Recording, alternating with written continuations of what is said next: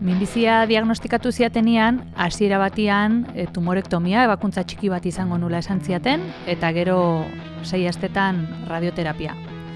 Momentu hortan, iruditu zitzaidan, minbizian loteria tokatu zitzaidala. Iupi! Tamalez gauzak etzian hala izan. 3 ebakuntzan ondore, bularrak endun behar izan ziaten, mastektomia bat egin ziaten, eta gainera esan ziaten, momentu hortan, kimioterapia jaso behar nula. Nere burua gelditu zen, gertatzen nahi zan hori prozesatu ezin. Min, bizi. Inurriren podcasta, Olatz Merkader eta Inurritegiarekin. Bizi, min bizi. Ta hil arte, bizi. Zelulak dituzu, ugaltzen ari zaizkizu. Podcast hau zuretzako izan daiteke. Zatoz Inurritegira. Bidaia honek negarra, algarak, hotzikarak eta garuneko esgintzeak eragin ditzake. Dogmatiko, moralista, zurruna bazara edota irreberentzia ez badezu gogoko, ez gara podcasta entzuteak eragingo dizkizun albo efektuen erantzule egiten. Kaixo, ikusentzule, hemen gatoz, Min bizi, Inurriren podcastan atal berri honekin. Eta zer da Inurri? Inurri da intsektu txikitan nekaezin talde bat, minbiziaren akonpainamentu eta formazioan lanean diharduguna, ikuspegi feminista eta eraldatzaile batetik. Minbizia lehen pertsonan bizi duten esperientziak azaldu nahi dizkizuegu, eta guri bere garaian diagnosia jasotzerakoan ikustea gustatuko litzaiguken podcasta egitea da gure asmoa. Minbiziak eta horrek dakarren guztiez hitzein nahi dugu, taburi gabe, itzali gabe, gure bizitzatik abiatuta. Adituak izango ditugu hemen gurekin, eta baita esan degun bezala minbizialen pertsonan bizitako emakumeak. Aukera desberdinak ikusarazi nahi ditugu, eta gure egunerokotasunean isilduta dauden itzaloiek argitu. Eta bai, abisatzen dizuegu, pink baina punk gara, minbizia ez talako arroxa, izugarrizko marroia baizik. Baina bizitzaren zati bada, erditu, hasi edo hiltzea bezalaxe. Eta gaurko atalean, tratra, Rosalia parafraseatuz, tratamentu, tratra. Aurreko ataletan, minbiziaren inguruko begirada kokatzen saiatu ginean, minbizia diagnostikatu ziguten X egun hartaz hitzein genizuen, eta kapitulu hontan azaldu nahi dizuegu diagnosia jaso eta bete-betean harrapatzen zaituen jinkana hortaz hitzein nahi dugu. Diagnosiaren arabera, bidaia hontan, froga batzuk, txartel batzuk tokatuko zitzaizkizun, pase bip batzuk tokatuko zitzaizkizun, eta hortaz hitz egiteko nerekin alde batetik Joana eta Amaia, eta bestetik Jesus. Mesedez, azalduko zenukete pixkat, aurkeztuko zenukete labur zuen burua? Hasi. Kaixo, Amaia naiz, 50 urte bete berri ditut. Eta Usurbildarra naiz, Usurbilgo ikastolako sukaldaria. Baina, esan nahi dut, ez gehala imprescindibliak ez da. Guk hau pasabar dugu, eta gure lanpostutan jarraitzen dute. Orduan esango nuke, oain nahi nizela bizitza gozatzen. Joana? Kaixo, ni Joana naiz, Goierritarra, Beasaingoa. Eta baita justu goin dela urte bete antzeman nuen, bulto txiki bat, eta notizi txar guztik etorri ziren, froga guztiak, eta tratamendu mundu guztia, eta oaintxe banago, oain dela 2 hilabete bukatu nuen, tratamendua, baino beste, boindi burrukan jarraitzen dugu. Osondotan ere eskuinaldean Jesus? Ni Jesus naiz, 38 urte ditut, eta onkologian iteet lan, onkologo bezala. Eta, kasu honetan ni beste aldean nago, baina, egon izan naiz zeuen aldean, eta, nik usteet danon artean elkarrizketa polita. Lasai, Jesus, saiatuko gehala denon artean zure bata erantzuten, lehenik eta behin, badakizute, kimioterapian ondorioetako adala kimo brain esaten zaiona, eta ez gehala kapazak zapata esateko eta esaten deula platanoa.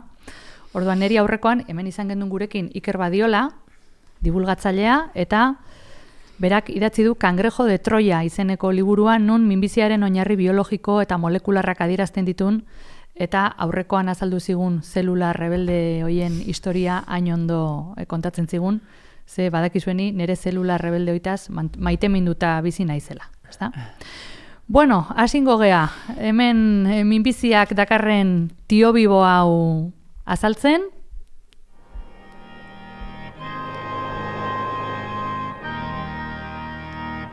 Ze izan dezakegu, babitu aurrena, erresonantzi magnetikoa tak edo kontrastea metastasia duzun ala ez, edo ikusteko eta horrek bai ematen dula beldurra eta ez Halloweenek edo igeldoko La Casa del Terrorrek. Test genetikoak ea minbizia odolean daukazun informazio hori boterea ere dalako. Tratamentu hormonala eta obulua gordetzea gaztea baldimazea zeagian hilko zarela uste dezun bitarten, ama izan nahi dezun ala ez planteatu berdiozu zeure buruari. Kirurgia moztu, ebaki. Erradioterapia, Txernobil motako erradiazioa zure zeluletan barrena, espaziuntzia dirudin makina baten montatuta zaudela. Inmunoterapia, tratamentu sortan iristen azkena modernoena itxaropen berriak ematen dizkiguna, amorante berri baten parekoa. Hormonoterapia, pilulatxo bat hartu eta denboran 30 urte aurrera egiten dezu salto. 40 urte izatetik, 80 urte izatera igarotzen zea denbora makinarik beharrik izan gabe, eta harribitxia izuikararik handiena sortzen diguna, olio ipurdi eragiten diguna gure adiskide kimio kabroia. Lehenik eta behin esan, ez dugula inor estutu nahi, ze txartel tokatzen zaizun ez bai dezu, zuk aukeratzen, neiko lan badeula frogen artean arnaz hartzen, eta bueno, iritsi gera bukaerara, Rosaliak dion bezala malamente tratra baldimada ere, hemen gaudela. Benetan usten dugu, gauzak ezagutzen ditugunean, bildur gutxiago eragiten digutela, eta horregatik hitz egingo diogu, minbiziari eta minbizien tratamentuei aurrez aurre. Bueno, orduan gustatuko litzaidake pixkat, zuen testigantzetatik abiatzea. Aipatu dudan menu del dia hontatik, ze menu degustazion esango genioke, zenbat plater tokatu zaizkizue? Amaia, sukaldari. Bueno, nik plater asko, probatu jut hortikan. Tak, eta esatez, hemen ikusiko deu, nun dauden koiskorrak, lokalizatua daun, ez? Nik egia esan da, erabaki nun bakarrik jutia, leku guztita, eta behin izena jakitian, o diagnostikoa jasotzian, familiai jakinaraziko niola, ze alarmak sortzea iruditzen zait, alferrikakoa dala. Ja nahiko alarma dakau gure buruan, bestiai geoelaraziko jau. Orduan, tak pasatzea, esateizue, gero esateizue lokalizatua dao, baino kimio jasoko zu.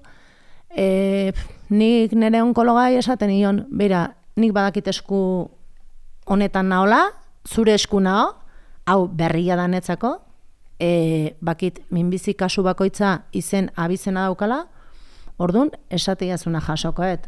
Hortik etorri zan esatia, lehenengo tratatu dingo deu, kimio, gero ebakuntza, eta gero ikusiko deu, radio, bai, ez, ebakuntza ondoren, oire tokatu zait.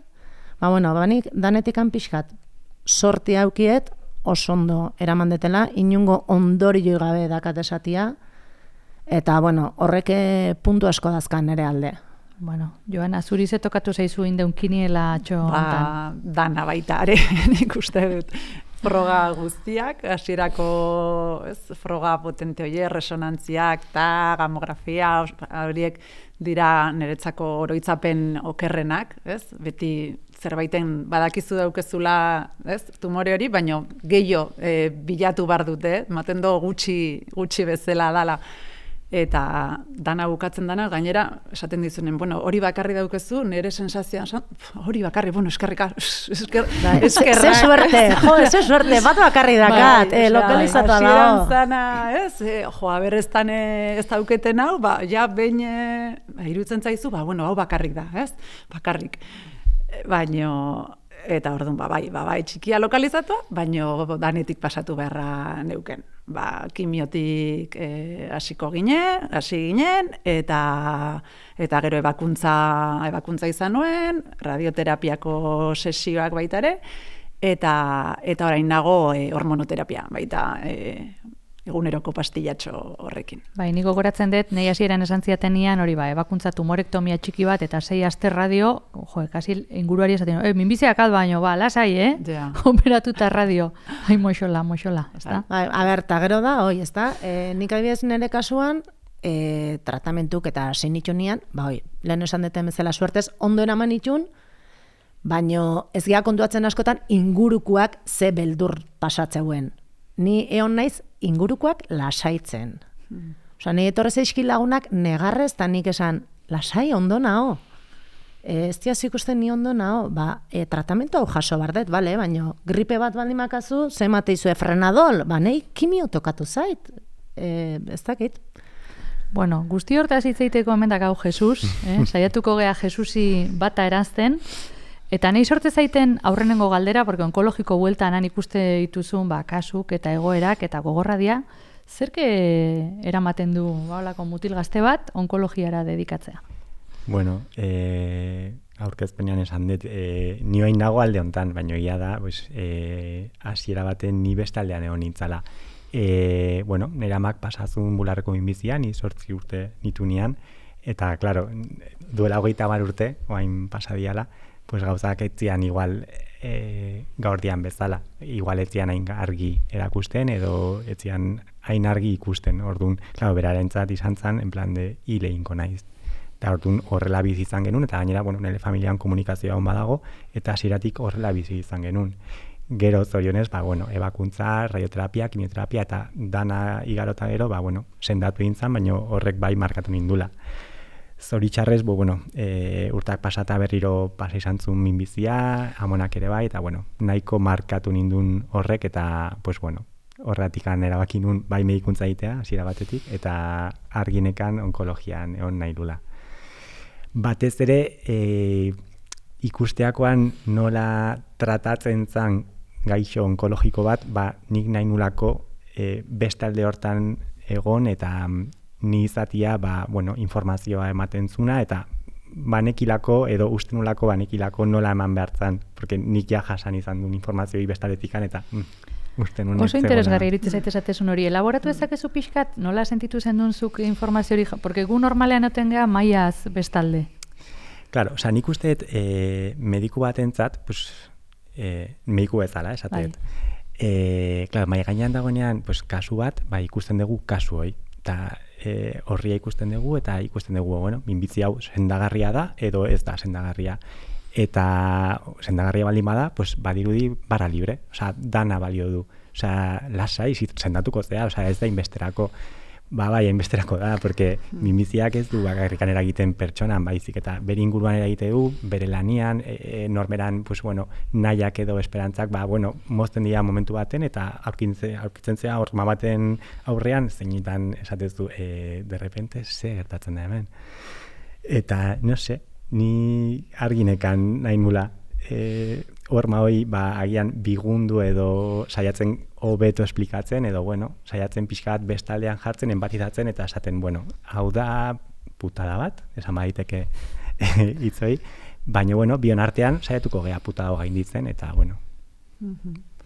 Bai, ni esaten dezunakin oso bat natorren ere minbizia sendagarri oitakoa zan, eta nik baina baritzen nula, nire onkologarentzako ninitzala kasu errexetako bat, eta gaina analitikak denak ondo, eta ez da kimiorik atzeratzen, eta bar, baina, klaro, zuretzako da, zure bizitzako prozesuik potentenetakoa zuek alakorik sentitu dezute? Nire sensazio hori pixkat neuken, ez? Bea azaldu zidanean baita neukena, esan zen, para mí esto es otra caballo rey, ¿ez? Osea, pues para mí no. Baita gaina, eta hitzaiteko moduan da, hola, eta ulertu behar du gaina, nondik esaten diguten, osea, hori esaten digute guri, garrantzia kentze alderara, osea, lasaitze aldera igual gehiago, ez da? Osea, esan lasai, hau... Baina ez dakit lasaitzen diz, osea, alde batetik nahi batez. Nahi, estate tranquila que te vas a curar, ta... Sí, yo lo veía como... Leno aipatzen egon geare, bai, ez da? Biloko onkologa berdina dakau, eta desberdin bizitu deuzi, ero. Nik adibidez, onkologa berdinakin ikustenun oso implikatua bezala, eta pertsona bat, beti ikasten bezala izala gaian ingurun, eta orduan horrek lasaitu intzian. Nik implikauta ikusten dut, baina esku honetan neon, ez dakit. Bai, hori garbi eukiden di baita beti, Osea, bai daukezu sensazioa, daukezuna parean badaki, eta konfiatzen dezu behagan, baina iruditzen zait, hori beraientzako bat gehi, osea, oso ituta bezala zaudetela, ez? Hainbeste kasu ikusten diela, lasa iramaten dutela. Ez que iruditzen zait, ez? Igual, ez? Diala pila bat, nik sensazioa adibidez jaso nun, jun nintzanean lehenengo aldiz Unidad del Mamako konsulta, esan jaten, esto hay que biopsiar. Eta esan nion, sí, he venido a eso, a ponerle nombre. Para eso me tienes que biopsiar. Pero ahora, Eta esaten nion, sí. A ber, ni konsiente nintzen, koxkorranik bilatu nun, banekin edo grasa batzan, edo minbizia zan ordun, igual, baino gero ja esan zianean, amaia positibo eman du, ja onkologia zoaz, suerte, hola, eta ni, gracias. Eta nik, bueno, lasai hartu nulako, baino pentsatzen nun, jo, hemen pertsona bat etortzen da, oso ez dakit, aprensiboa dana edola, eta esate jo, sí, pues mira, dau positibo, y suerte, da como, ala, venga, zezen eta jutena bezala, ala, suerte con el toro. Gainera nik usteet denbora tarteak gure meikuen aldetik eta gaixoan aldetik oso ezberdinak diala. Porque, claro, gaixo bat entzat, en plan de, bueno, dituko dizute telefonos eta emango dizute ja zita onkologian, eta guretzat 10 egun edo 15 egun ez da denbora asko. Baina gaixoantzat, egon behar da bere etxian, en plan, run. Altzaitut besarkatu, Jesus, virtualki. Bai, noski. Venga, hemen aitorpen txiki bat ingo dut. 2 koxkorri izan ditut nire tratamentua bukatu eta gero, eta bale, koxkorra dakazu eta deituko dizugu. Eta esatezu, baina nola deitu? Nik ezin dut deitu, nik ezin dut inoa jun. Eta gaina telefono dei baten zai, ezta? Eta nik adez, klaseak ematen ditut, o epaitegian nago, eta ezin dut telefonorik hartu. Eta ezin da bueltan deia itzuli. Ja, gainera, bai. Eta Osakidetzan keja bat jartzen dezut, esate dizute, bai, ulertzen dugu zure keja, baina oso zaila dago antolatzea, eta esate, baina hau antolatzeko kontutan izan beharko dituzute gure bizipenak eta gure esperientziak. Minbizia pasa degun pertsonok ez gaude sofa baten etzanda telefonoari begira. Osea, bizitzak, zorionez, eta zoritxarrez, ez dakit, aurrea jarraitzen du. Orduan, hori... Bera, baina hori esatezula, nahi hori adibidez bai sortu zian, enguztia telefonoakin. Hoi da. Leko guztita, eske, klar, hospitaleti deitze baiate, eske zita eman bardiate, buzoian eske eskutitza jaso bardet, eske... Hoi bai izan da, estresantia. Gaur egun telefonua, WhatsAppa, SMS, e-maila, osasun karpeta eta dauzkaula, nik ez dut esaten igual artroskopia bat inberdioten nahi eskiatzen belauna pixkatzeatu dulako, baina guk nik uste ansiedade izugarriak inbizitza ditugula momentu horiek. Nik uste inkluso sistemak ansiedadea areagotzen dula. Porque, vale, kontatu idazu minbizia dakadala, vale, horrekin jungo naiz etxea, baina, a ber, emaidazu, como, porque esaten bai dizute momentuan, bueno, ez dakit noiz ikusiko zaitu onkologoak, kitxo, baina askotan erantzuna da, bueno, deituko dizute proba hoiteko, edo zita boikitzeko, hortan bai, pekamos un egiten poco. Da, ni daukot, recuerdoa, lehenengo kimio saioa, sensazio batekin da, por fin, osea, ez neuken, ordu arte, hainbeste froga, hain bai, ez beste bat inberdeut, behin ja, esertzen zeanenan lehenengo txute hartzeko, sensazio batekin,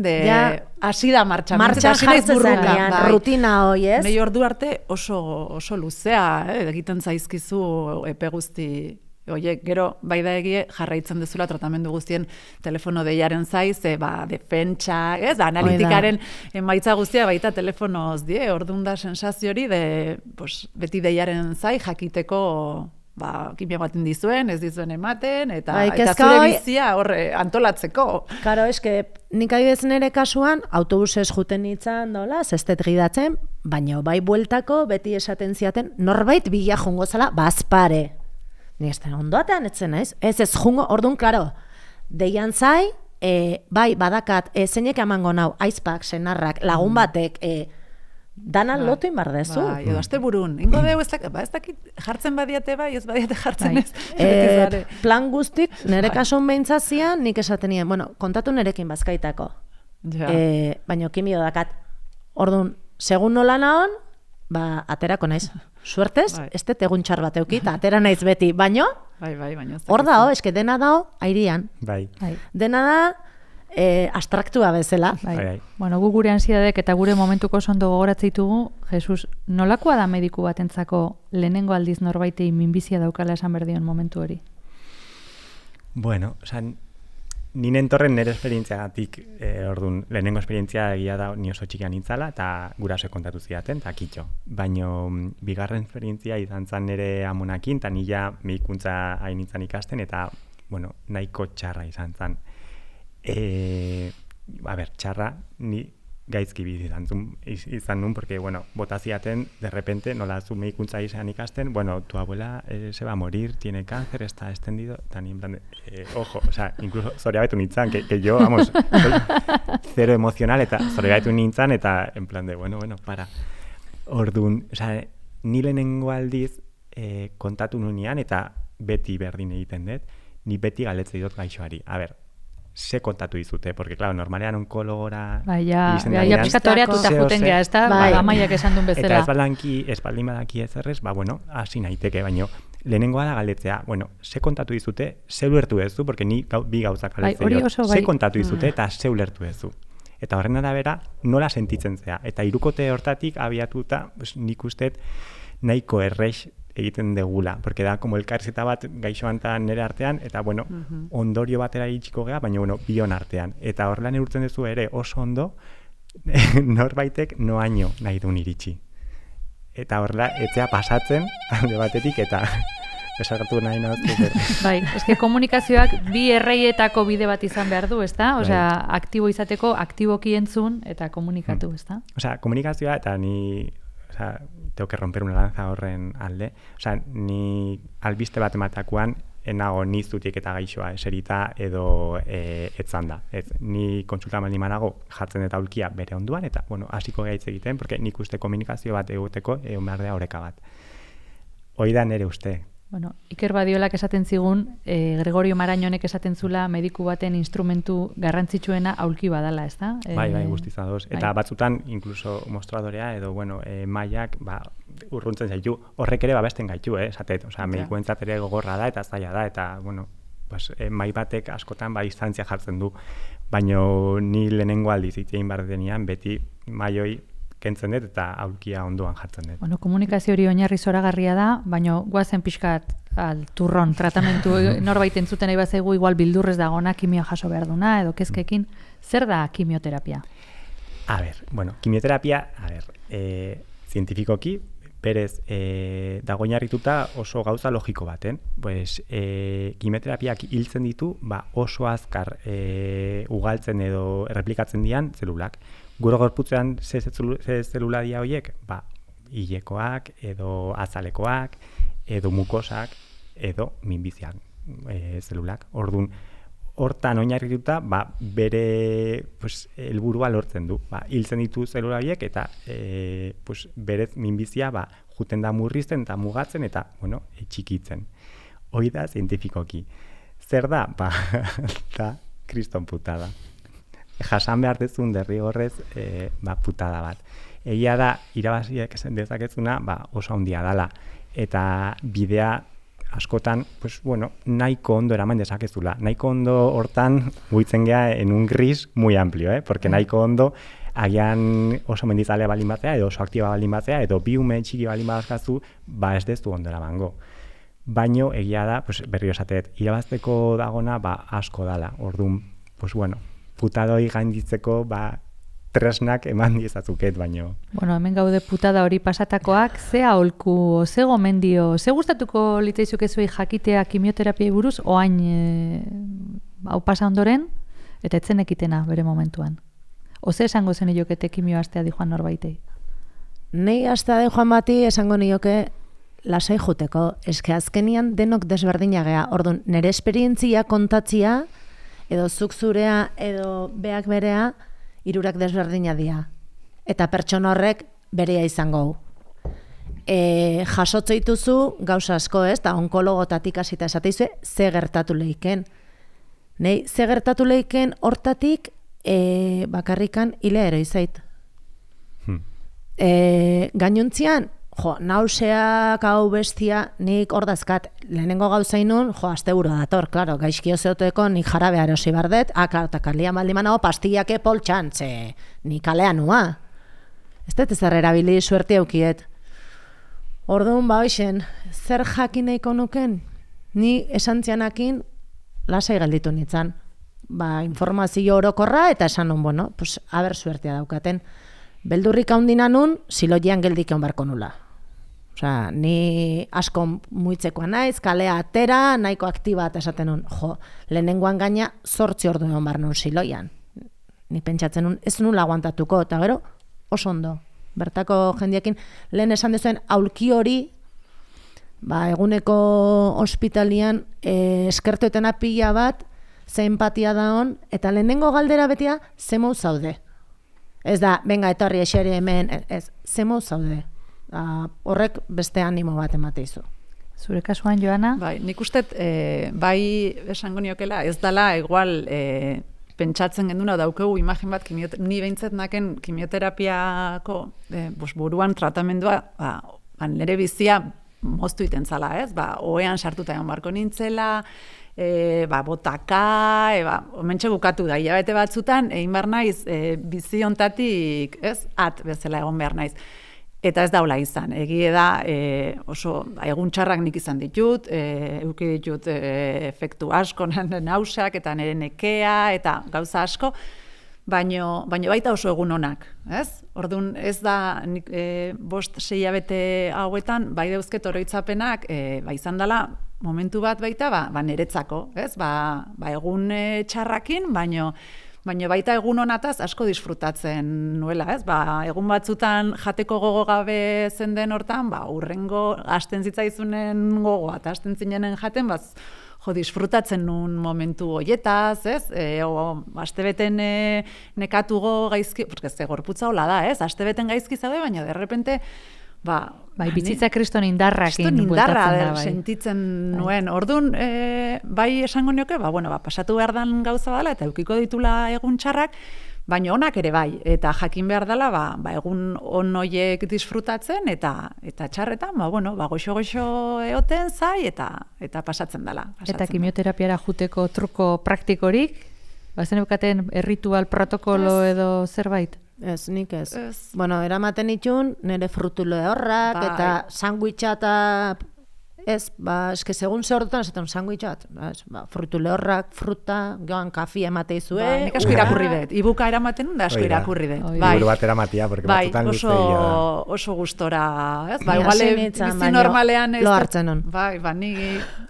Aukera ez dauzunen, igual zure bizi normalean lanentza zaudenen ez daukezula hainbeste, irakurri dut. Pila bat, azken zan, hortarako momentu bat. Azkenen zer resiliente gean, eta nola gorputza hoitzen dan, ez da? Azkenen zure etzako tartetxo bate bezala bizi horrela. Eske azkenen hola hartzezu, ez? Txuti hartu behar dut, baina da nere momentua. Eta gaina bat gehiago bat gutxi jo, eta venga. Oso garrantzitsoi. Bueno, Jesus, kontatu iguzu, eta radioterapia zer da, zehazki? Bueno, radioterapian oinarrian gauza berdintxu bat dago. Radioterapiak eragiten duna da, akats pilaketa bat zelula horietan. Porque radioterapia, azaldu behar dugu kimioterapiak normalean eragiten dula gorputz osoan, baina radioterapiak bakarrikan leku finko batzutan. Orduan, radioterapiak eragiten du zelula finko horietan edo leku finko horietan, akats pilaketa bat eta zelulek hiltzen dira, zelulak akats pilaketa horren ondorioz. Normalean radioterapian ondorioak askoze hobeto eramaten dira, porque berez da erredura bat bezalakoa. Egia da bularrean igual okerren ematen dianak dia, radioterapia leku askotan ematen da, baina bularrean nola, azal eta, grasa eta hoi dagoenez, batzutan, erredura hoi ez da oso ondo eramaten, eta azkuria eta, molestiak sorte ditu, baina berez, hobeto xeo eramaten dela esango nuke. Neri hori ez zait tokatu porran eta zesateia zuen eskak. Ni nekea baita nabaratu nun. Sesiok pasatzen zien moduan, nekea baita gorputzen sensazio hori, neke asuntori. Baina, oso eramangarria, beste guzti eraman da gero. Baina bai da egie geroa, ez?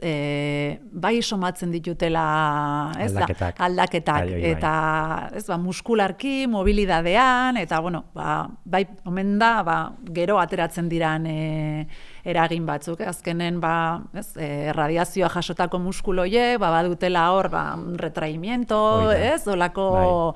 Eta hori bai antzematen da, pixkat geroa. Nere kasu mentzet izan da, bukatuta 2 hilabetea, antzeman detena, askerra, kirola iten, eta mobilidadea asko lantzen, nik uste pues ez eramateko modue ona dala, baino bai, antzematen dan azala sendatzen da, baino bai gelditzen da hor barrutik, kostilan aldetik, bai, ez? Horre pintxazoa, bai, fisura moduko batzuk egon daizkela, orduan bai da molesti bat ez dakizula, agujetak dira, ez, sensazioa. Hoi esatan, Joan lehen aipatu deuna, Bai. gure ez jakintasun hortan, kontsultan izan itzan urrian bukaeran, eta minik, eta esan nion, ez. Eta egun hauetan, baina baritzen hon, bat, gehiago tiratzeit, ariketa gehiago inbardet, eta Joanak aipatu itenian, nik esaten hon, eguai zeiteu, horren ondorioz izangoan hola. Pues, bai. Superradio, baina inorrek ezerretzian esan, holako gertatu zikitiekenik, ze kontsultan esan nion, atea zaite hemen azalian, pixkatola, erreta bezala, hoi ez da ezer, minik, eta orduan ez naukan, baina etziaten esan, euki dezakezu mina o molestia. Egia da, kontsulta da dana.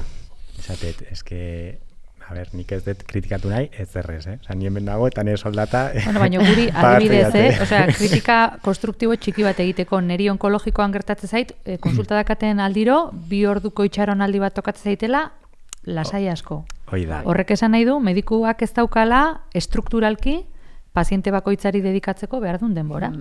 Hoi da, funtsean hoi da. 5-10 minututako gainera zuek, esango dut horrela, baina zueko hain zeate gaixo erreixak. Orduan, ez gaituzu esautzen, errexetik, tabarra mate. Minbizi aldetik edo medikuntza aldetik, zuek bai zeatela, en plan de, dan ondo dago, errebizio bat, eta, mina eta ez dakitzer, baina sotaka bai horreia esan dezuna.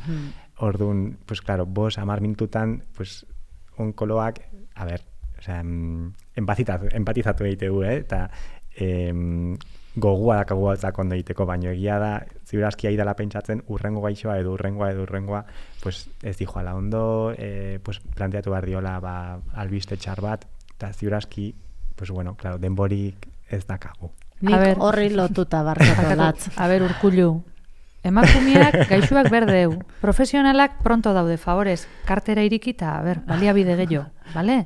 Bega. Behin kontsultan sartzeko zaineola emakume bat oso urduri zeon. Eta beak esatezun zamakilaia, ordu terdi edo gehioko atzeapena.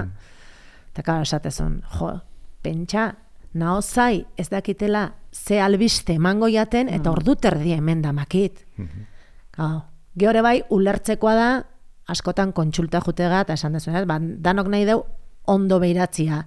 Eta askotan gertatzen, eske flojo eman dizu, analitika bat ingo deu, oain bertan, atzeatzen jotea. Baina, karo, hor, zerbait, Urkullu, Urkullu, ez da ezergatik ez zu zaudelako, beste bat egongo balitz, igual eskatuko geniokela, Osa, hau danon kontua da, eta osakidetza duin bat, eta on bat danontzako. Hor, azkena etorri zaigun nik 2012an galdu nun baita biriketako minbiziekin eta garai hartan experimental bezala hitzeitezan, immunoterapia eta gaur egun nolabait ja erabat egonkortuta daun tratamentu bat. Esplikatuko zen iguke zertan datzan?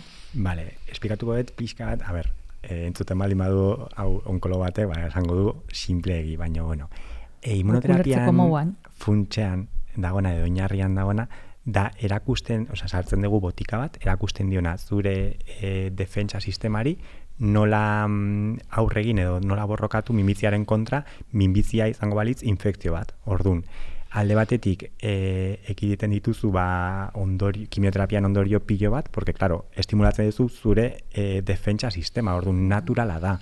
Eta bestaldetik, pues lortzen dira nola gure defentsa sistema berez naturala da eta mantengarria danez, lortu daitezke erantzunak, sendaezinak diren minbizietan erantzun mantenduak eta urtetan egotia hor. Porque, claro, norberak mantentzen du hoi kontrolpean, bere defentsa sistemakin.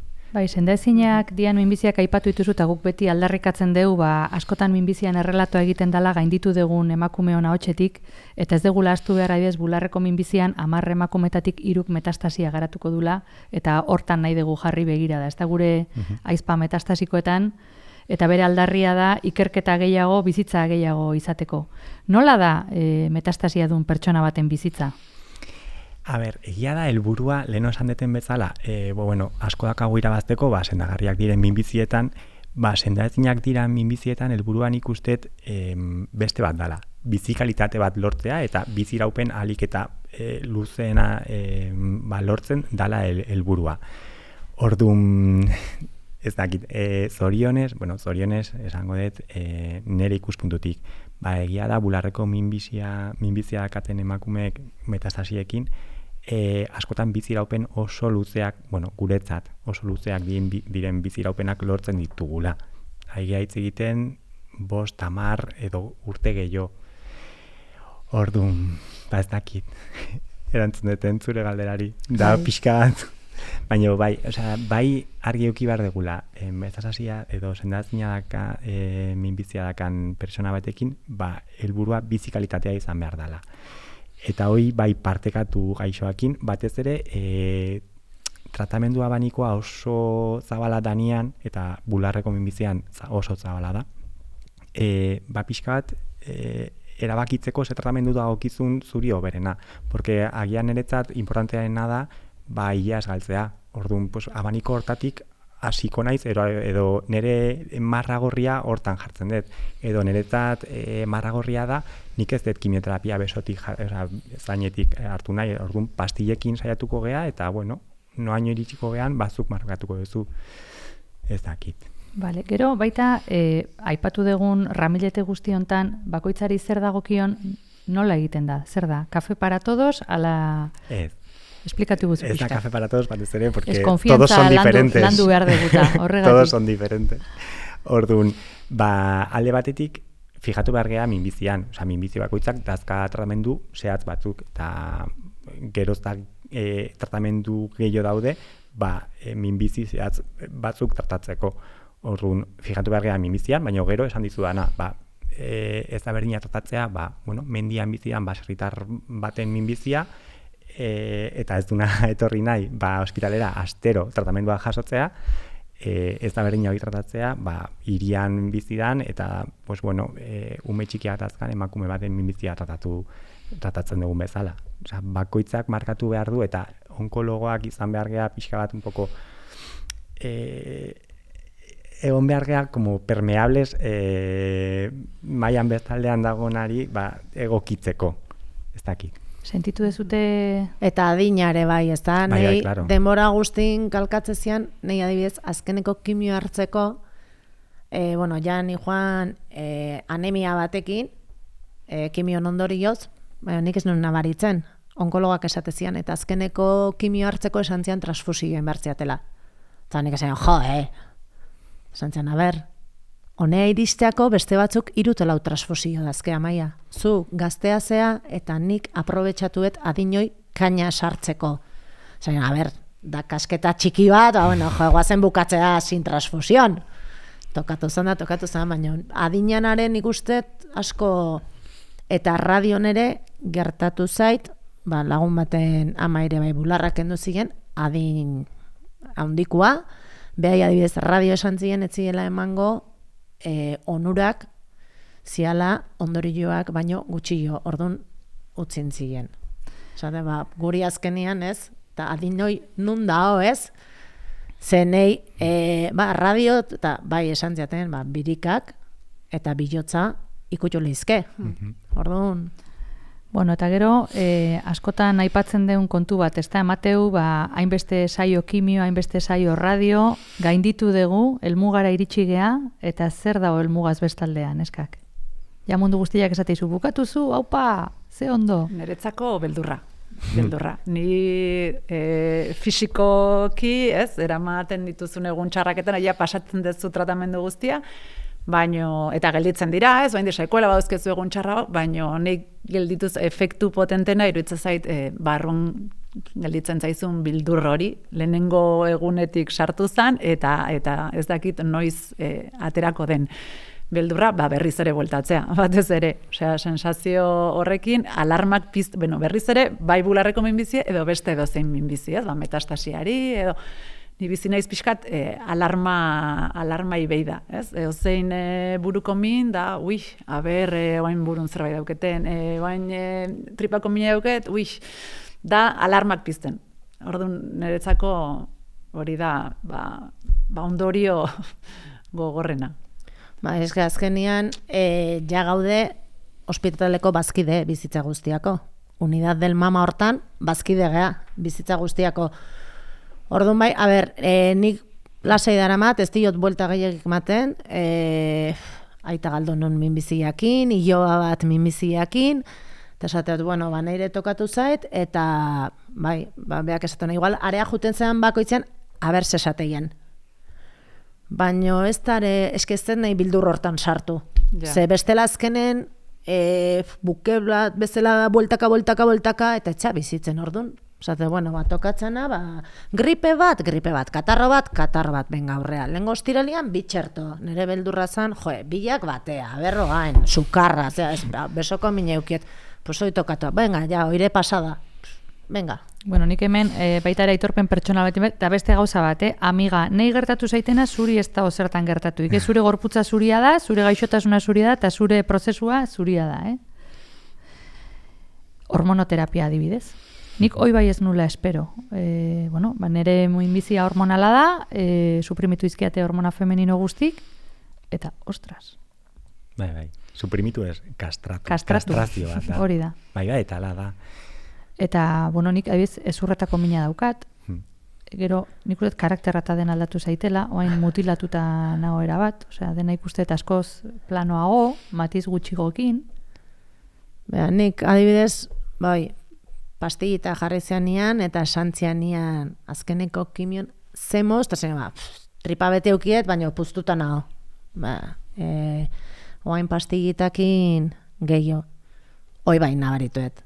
Eta esatet, bueno, pues jazta, pues taia hondiagoak erosi barko ditugu, eta aurrea, okerrena sofokok. Emateu aurpegia lehartu ingo zaitela. Aurpegia bakarrik, Lenguan lagun batekin kafe bat hartzen, eta ikusten nun, nire aurrian da, beratitezian, eta nina baritzen nun, berua, eta esan nion, zerta, ondo zaude amaia? Eta esan nion, sofokoak eman ditze gorri-gorria zinan ikaratzen nahi nintzen da esan, otxu, ze hola izatea. Eta bolak. Nik uste nun zala, gehiagi biltzen nitzalako. Eta da pastian ondoria. Ze garrantzitsua den informazio guztioi ezautzea eta partekatzea, ez pentsatzeko, ez bildurtzeko, ez? Bai, gero urteak pasata, gauzako betzen dira, baina egia da, menopausia nik uste aurreratzen da. Bai, nik uste ez diala pasatzen, pertsona ohitutzen. Ikastezu horrekin bizitzen. Bai. Sofan zaude eta nahizu muitu, eta igual bole joko zait, eta senarra lan nahi joa, eta ai, etorri laundu jazu ezin detela. Baina, bueno. Bueno, gero tratamenduan zendutela, arreta berezia jarri zen ioten elikadurai, edo baragua intzen duten, edo dieta keto, edo indar ariketak, edo meditatu, olako zerbait? Nik ez. Galdetu nion bere egunen, ze dieta bereziriko jarraitu hartzan, da esan ziaten dieta mediterrana, eta esan baina arte iten genduna. Bai, erretzia dutzen nion. Osondo. Ez nun asko erretzen, eta planteatzen nahi nintzen hortan, prozesu honek esan, se akabo, eta oso ondo. Eta kimio neola, batzutan, goze gehiago bezala, jan, eta ez nintzen asetzen, eta esaten nun, ez, zurea jan dezu eta gelditu. Izan daiteke kortisona... Bai, kortisona gatik, da askotan, bai. Gainontzean, zure kasuan joana? Zer berezirik ez, baina faltan botanun aholkularitza bat elikaduraren alden asko.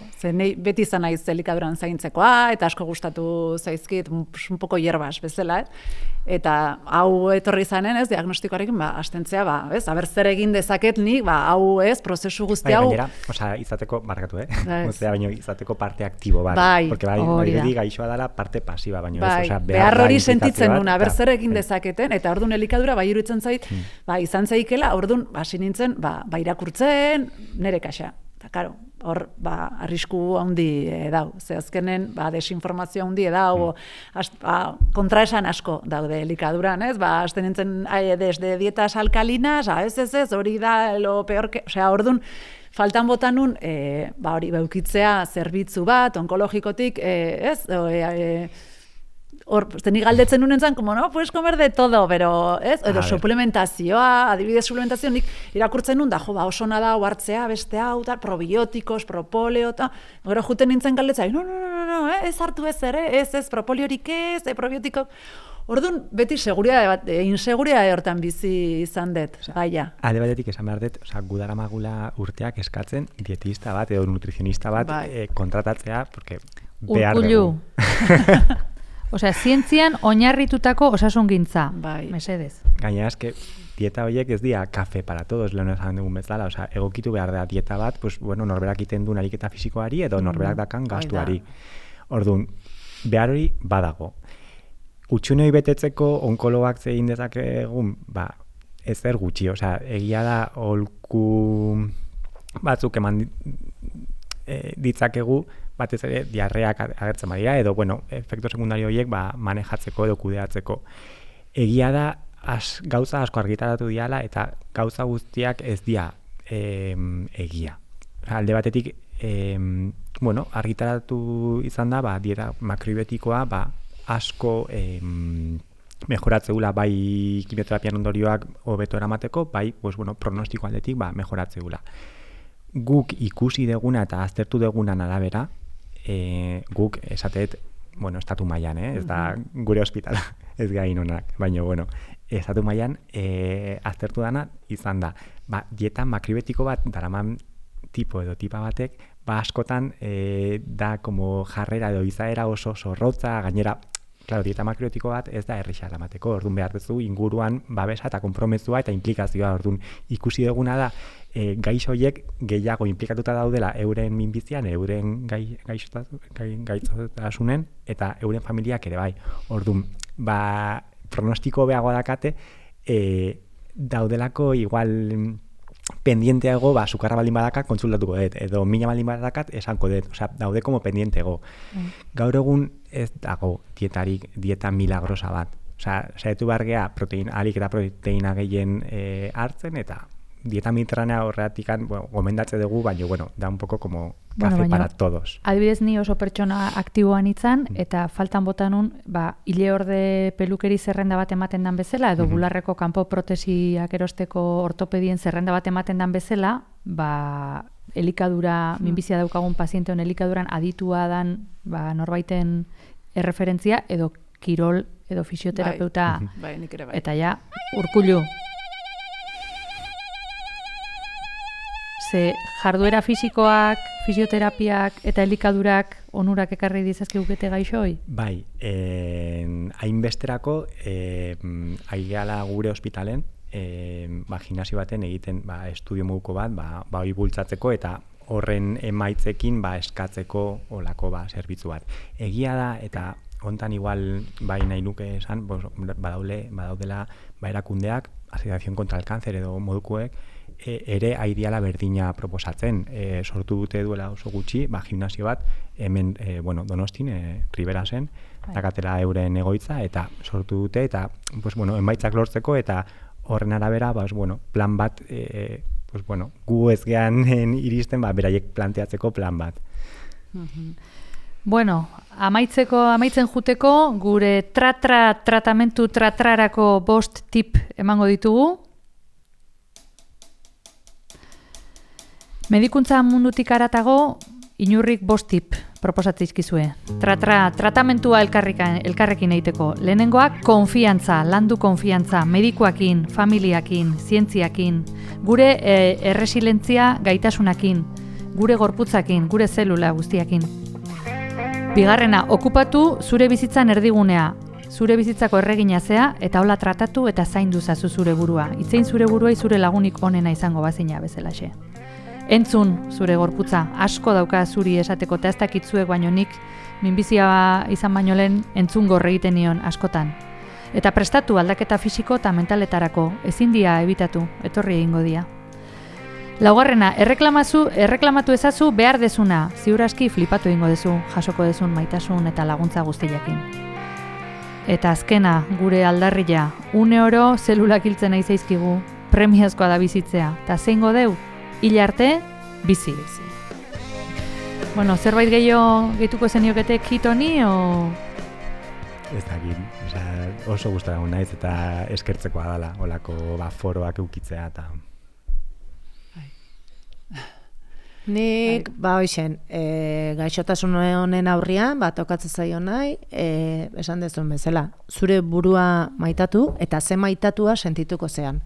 Ze askotan, nik bai nabarituetena, zenbat jendek eramandun isigian herrin, eta bain etorri zaizkit, ikusita, igual nik naturaltasunez eramandetelako, ze etxiane, haibez, amai ez, esan egion, ama ez ibili iskutun, edadeko jendiak iskutatu iteu minbizia. Eta esan daka, bularreko minbizia. Eta orduan zema jende etorrian, besarka bat ematea, o animo bat, o maitatua sentitu naiz, eta hasi bar da, zuk esan dezu bezala, zure burua maitatzen, eta guain dakau denbora gure buruako.